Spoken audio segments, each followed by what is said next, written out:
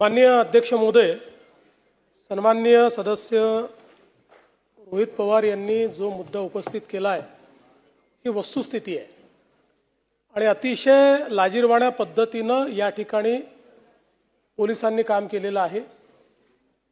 एक जी बेपत्ता अशा पद्धतीनं जिच्याबद्दल मिसिंगची केस होती,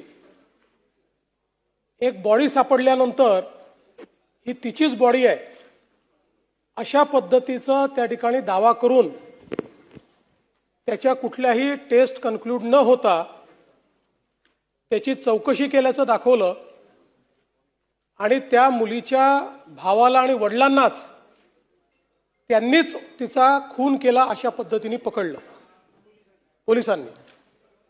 आणि त्यानंतर ही जी मुलगी आहे ही जिवंतच होती, ती मुलगी स्वतः पोलीस स्टेशनला हजर झाली आणि त्याच्यानंतर त्यांना सोडावं लागलं।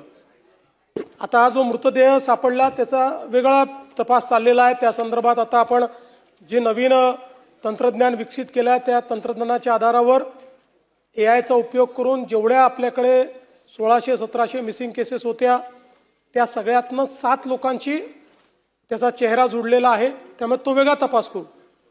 पण या पर्टिक्युलर केसच्या संदर्भात पोलिसांचं वागणं हे अतिशय चुकीचं होतं।